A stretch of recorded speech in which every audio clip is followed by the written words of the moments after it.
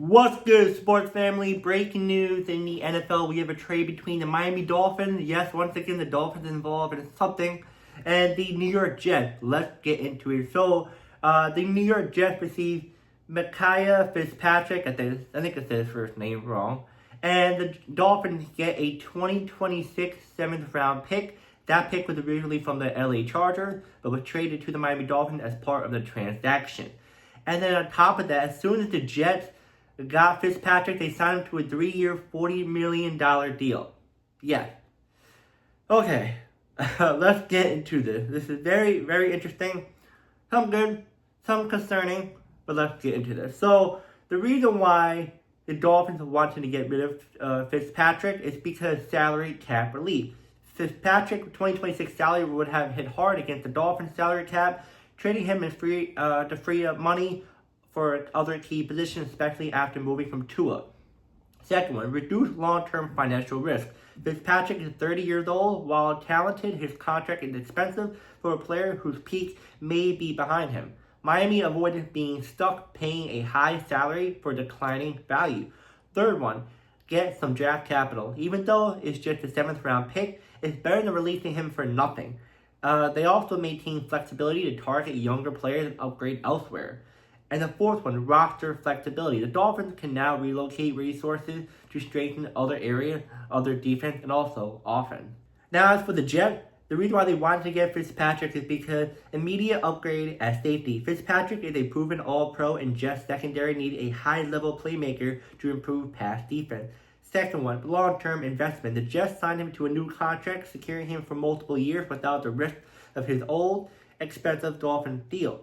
Third one, leadership and experience. Beyond stats, Fitzpatrick brings championship-level experience and a leadership value for a young Jets defense. And fourth one, willing to pay the price. The Jets were one of the few teams willing to take Fitzpatrick's talent and cost, so they could swing a trade with Miami.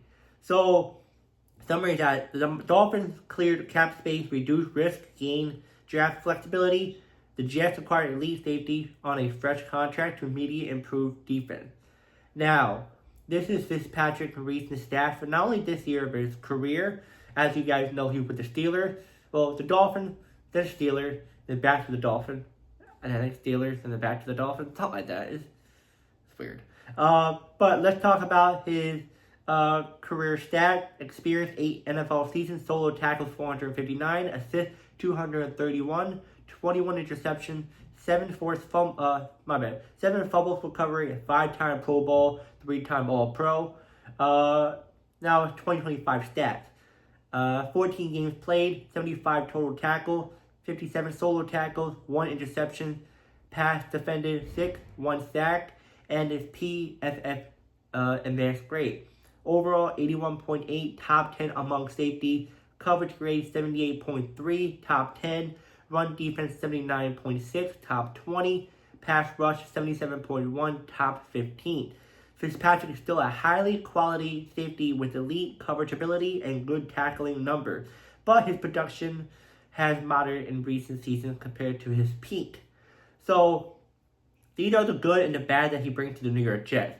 The good is that his elite coverage ability. Fitzpatrick consistently grades among the top safeties in coverage, meaning QB targets his side tend to struggle. He changed how often to attack a defense. Second one, football IQ and versatility. He can play deep safety, slot coverage, and even near the line of scrimmage, giving the Jets flexibility. Third one, experience and leadership.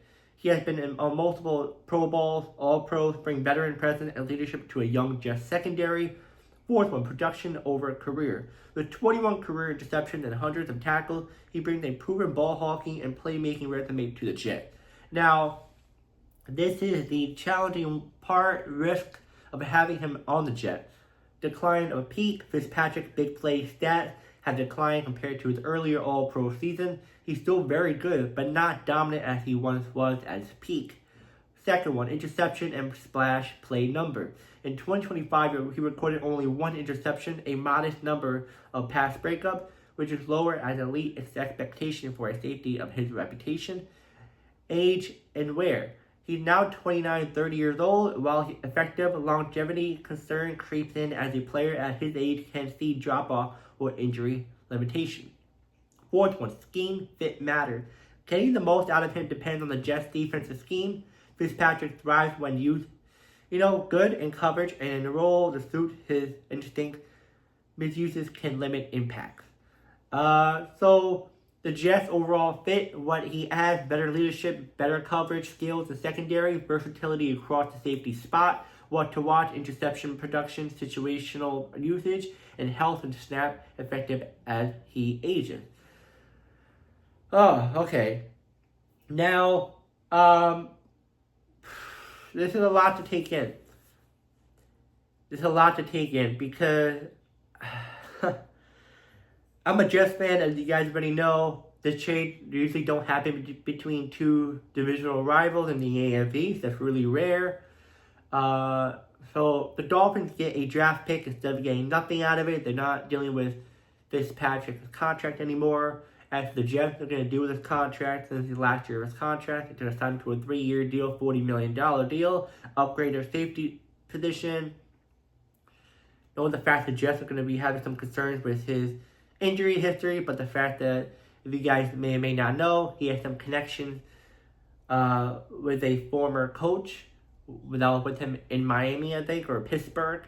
So it fits well why the Jets wanted to bring him in, because it fits perfectly at how their scheme works compared to how the Dolphins will be working. The Dolphins are pretty much fully rebuild mode. Jets are trying to be somewhat competitive, you want to say, here and there. You're not sure if they're trying to tank on purpose. Now, good move for the Dolphins to get something out of this instead of getting nothing. They're not dealing with contracts anymore. It's a lot of money. They're getting a draft pick, so they're using something to start their rebuild. The Jets, there's a lot to take in for this one, because the Jets, they like his talent. He's a really talented player, but he's somewhat declined a little bit due to not only injuries, but how he's been playing. You can't really take the fact that his production in Miami is a little bit because of how the coordinator wasn't fitting well with him. On top of that, how bad the team was doing. They extended him because who else are going to really fill that safety spot? There's some good talents out there, but it's going to be kind of risky. I'm gonna get into my Jets fan mode, because I just told you what's the move. Now, as a Jets fan, this kind of concerns me because he's injured mostly every single season. You give me a guy who doesn't play a full season as much. Yes, this past season he somewhat played nearly, I think, a full season, if I'm correct on that. Let me check. This past season, he played 14 games, so like almost a full season, but 2 or 3 games less, but much more improved than prior. Usually like 3 games out of the whole season, or none, or maybe like 6. But I'm very concerned about his injury. Declining wise as a player, I think he's still good. I think the fact that he reconnects with one of his former coaches, I think is perfect. Aaron Glenn could be the defensive coordinator, so it helps even better. I'm iffy about it. Like, this is National 6-7, but I'm iffy about it because it's just his injury. If it wasn't his injury, it's a decline of play, then I'm okay with it.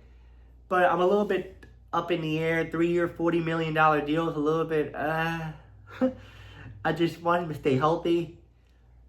So I'm like in the 1 out of 5, 10 being I'm excited, 1 being horrible. I'm at a 5 range because I feel like he can somewhat manage his health.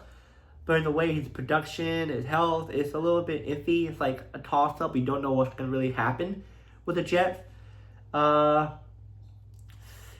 Yeah, so if he does play really good at a high level, awesome deal, awesome move. He helps the Jets tremendously, especially the young guys. But if he doesn't do well, it is what it is. I just have a little bit concerned with him right now. It's hard to take in right now because it just happened. But yeah, I'm in the middle of this. I'm in the middle of how I feel about this. I can't give you my full reaction because it's kind of cloudy right now. But yeah, guys, let me know in the comments. Do you like this trade? Do you not like this trade? Do you think the Dolphins won this trade? Do you think the Jets won this trade? I think the Dolphins won this trade for now because of how Fitzpatrick has been doing it health-wise. and the Dolphins got something out of this. Now, if Fitzpatrick does do good and he does stay healthy, just won this trade because we don't know how the Dolphins are going to be drafting in this year's draft. But yeah, guys, and I'll see you guys in the next video.